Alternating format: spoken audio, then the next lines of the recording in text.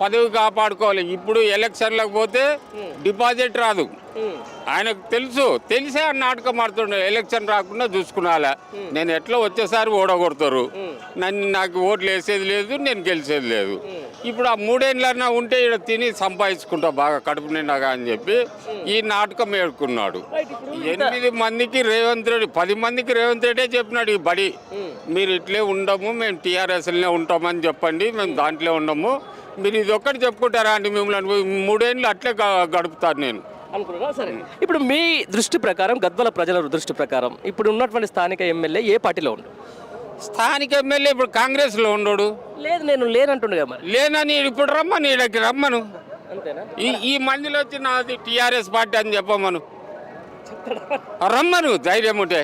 అంతేనా? వీళ్ళంతా ఓట్లు వేసిన వాళ్ళే, గెలిపించిన వాళ్ళే కదా ఇక్కడ ఉన్న ప్రజలంతా. రమ్మను స్టేజ్ కాడికి. మరి దొంగలాగా ఇప్పుడు ఎక్కడన్నా దాక్కున్నావు. అంతేనా? గద్వాల లేడా? ఉంటాడు, ఇంట్లో ఉంటాడు, బయటికి వెళ్ళే పరిస్థితి లేదు.